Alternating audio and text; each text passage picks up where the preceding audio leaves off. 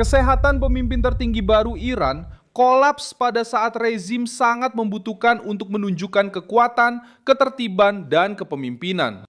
Pada hari Senin 27 April 2026 ini, rakyat Iran tenggelam dalam sebuah pertanyaan yang kejam.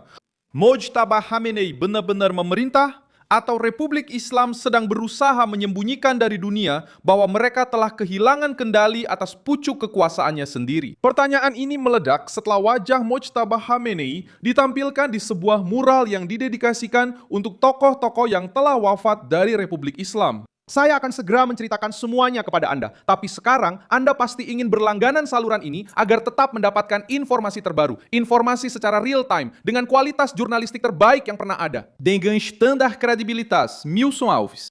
Kecurigaan mencuat setelah para pendukung rezim menampilkan wajah Mojtaba Khamenei di sebuah mural yang didedikasikan untuk tokoh-tokoh yang telah meninggal dari Republik Islam. Kejadian itu terjadi di Mashhad, kota yang terkait dengan sejarah keluarga Khamenei dan menjadi jantung simbolis kekuasaan agama Iran. Masalahnya sederhana namun serius. Teheran telah mengatakan selama berminggu-minggu bahwa Mojtaba masih hidup, terluka, tetapi sadar dan tetap membuat keputusan. Namun, dengan menempatkan wajahnya di samping para pemimpin dan komandan yang diperlakukan sebagai martir, lingkungan rezim itu sendiri justru membuka ruang bagi keraguan yang coba ditekan oleh pemerintah. Tidak ada konfirmasi resmi tentang kematian. Namun juga tidak ada penampilan di depan umum, tidak ada pidato dalam video, tidak ada rekaman suara yang jelas untuk rakyat Iran, dan tidak ada bukti kuat bahwa pemimpin tertinggi yang baru benar-benar memegang kendali. Dan ketika sebuah rezim tertutup yang hidup dari pengendalian citra membiarkan keraguan sebesar ini tumbuh, itu adalah pertanda serius. Mojtaba Khamenei mengambil alih jabatan tersebut setelah kematian Ali Khamenei yang terkena serangan selama ofensif yang mengguncang seluruh kepemimpinan Iran. Sejak saat itu, informasi yang beredar menunjukkan bahwa Mojtaba diduga terluka parah. Wajah dan bibirnya dikabarkan mengalami luka bakar. Salah satu kakinya dikabarkan telah menjalani 3 kali operasi. Bahkan mungkin diperlukan operasi plastik sebelum ada upaya untuk tampil di depan umum lagi. Meski begitu, sumber-sumber yang terkait dengan rezim bersikeras bahwa dia secara mental baik-baik saja dan tetap terlibat dalam pengambilan keputusan di balik layar. Masalahnya, tidak ada yang melihat hal itu. Dan dalam politik peran, ketidakhadiran. Menyampaikan pesan. Seorang pemimpin tertinggi yang tidak muncul, tidak berbicara, dan tidak menunjukkan kepemimpinan memberikan ruang bagi para jenderal, faksi, dan para petinggi garda revolusi untuk mengisi kekosongan itu. Di titik inilah krisis kesehatan berubah menjadi krisis kekuasaan. Donald Trump menyadari hal itu dan memperkeras nadanya. Presiden Amerika Serikat membatalkan perjalanan utusannya untuk melakukan pembicaraan di Pakistan. Dan dia menegaskan bahwa Washington tidak akan bergerak seolah-olah bergantung pada Teheran. Pernyataan ini langsung mengenai inti permasalahan. Trump tidak hanya berbicara tentang jarak, agenda, atau protokol. Dia secara terbuka mengungkapkan keraguan yang sudah beredar di belakang layar. Iran sedang terpecah, ada perselisihan internal, ada keraguan tentang siapa yang memimpin. Dan mungkin ada kelompok di dalam rezim itu sendiri yang mencoba menghindari kepemimpinan karena biaya untuk memerintah saat ini menjadi terlalu tinggi. Iran mencoba merespons dengan diplomasi. Menteri Luar Negeri Iran pergi ke Pakistan, berbicara dengan para mediator, singgah di Oman, dan kemudian kembali ke jalur diplomatik untuk mencoba menjaga negosiasi tetap hidup. Tapi langkah itu tidak tampak sebagai tanda kekuatan, justru sebaliknya.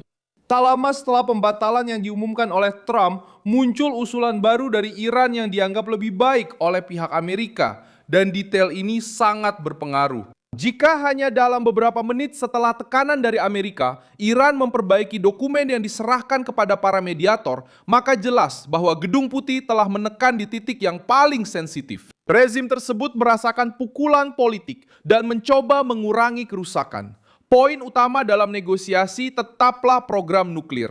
Trump menyampaikan pesan yang sederhana. Iran tidak boleh memiliki senjata nuklir. Bagi Washington, tidak ada kesepakatan yang nyata jika Teheran mencoba menunda masalah ini. Rezim Iran ingin meringankan blokade dan mendapat ruang bernapas secara ekonomi, sementara Amerika Serikat ingin mendapatkan konsesi utama sebelum mengurangi tekanan. Dan dalam tarik ulur ini, kesehatan Mojtaba Khamenei yang tidak pasti semakin melemahkan posisi Iran. Garda Revolusi muncul sebagai pihak yang menentukan dalam krisis ini. Mojtaba selalu dipandang sebagai sosok yang dekat dengan para komandan paling keras dalam rejim tersebut. Pemilihannya untuk menggantikan Ali Khamenei diduga didorong oleh kelompok militer ini. Ia mendapatkan lebih banyak ruang setelah serangan terhadap pimpinan Iran.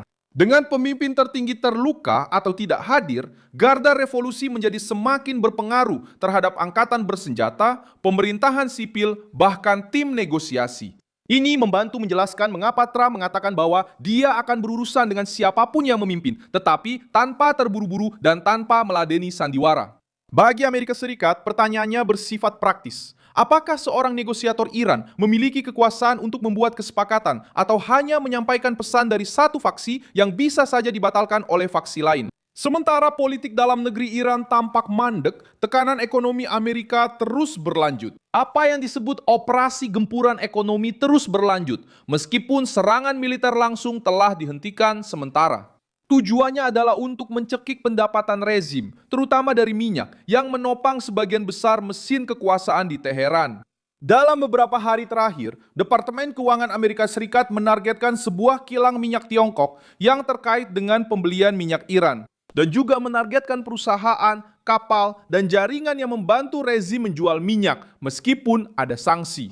Kilang-kilang kecil ini yang dikenal karena beroperasi dengan minyak dari negara-negara yang terkena sanksi memang didirikan khusus untuk menangani bisnis yang dihindari oleh perusahaan-perusahaan besar. Mereka membeli dari Iran, Rusia, dan pemerintah lain yang sedang mendapat tekanan, berusaha menghindari sistem keuangan Barat. Namun, Washington tidak perlu menutup sebuah kilang untuk menimbulkan kerugian. Cukup dengan membuat bisnis ini menjadi lebih mahal, lebih lambat, dan lebih berisiko.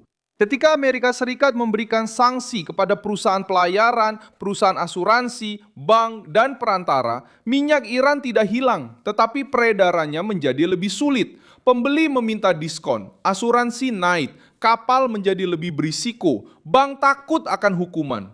Dan pada akhirnya, Teheran menerima uang lebih sedikit. Inilah bagian yang tidak bisa disembunyikan oleh rezim.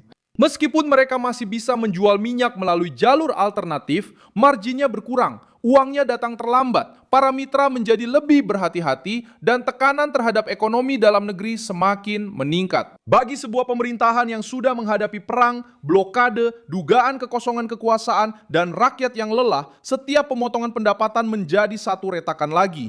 Selain minyak, Amerika Serikat juga menargetkan aset digital yang terkait dengan rezim tersebut.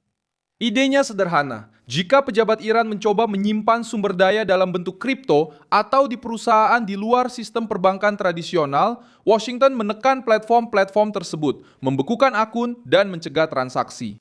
Teknologinya mungkin tampak jauh dari kendali negara, tetapi perusahaan-perusahaan yang mengelola akun-akun tersebut masih bisa terkena sanksi. Menurut informasi yang beredar, Iran bahkan sempat menggunakan kapal-kapal yang sudah dipensiunkan sebagai gudang terapung. Ini adalah solusi sementara, bukan jalan keluar strategis. Bahkan, jika memanfaatkan supertanker yang berhenti di Teluk Persia, keuntungannya tetap terbatas. Rezim tersebut hanya bisa mendapatkan tambahan beberapa hari kelonggaran sebelum kembali menghadapi masalah yang sama. Kurangnya ruang untuk menyimpan produksi. Trump memanfaatkan poin ini dengan mengatakan bahwa Iran sudah dekat dengan batas berbahaya. Logikanya adalah ketika tidak ada tempat untuk menampung minyak, produksi harus dikurangi. Dan mengurangi produksi bukanlah sekedar menekan sebuah tombol. Dalam banyak kasus, mematikan sumur minyak bisa merusak struktur dan membuat proses memulai kembali menjadi sulit, mahal, atau tidak sempurna. Dalam pandangan Amerika, risiko ini membuat Teheran makin terburu-buru untuk mencapai kesepakatan. Rezim tersebut masih berusaha mempertahankan narasi bahwa ada kendali, pemulihan, dan negosiasi, namun kenyataan yang terlihat berbeda. Pemimpinnya tidak muncul. Ekonomi menderita, blokade menekan, garda revolusi terus bergerak maju. Dan Donald Trump bertindak seolah-olah dia percaya bahwa dia tidak perlu memberikan keringanan sebelum menerima konsesi yang berat.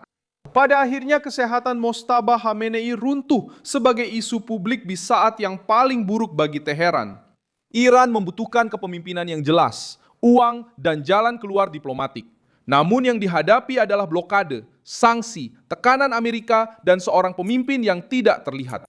Dan sementara rezim berusaha menjelaskan hal yang tak bisa dijelaskan, Trump terus memberikan tekanan dan mengulangi pesan yang sama dengan kata-kata berbeda.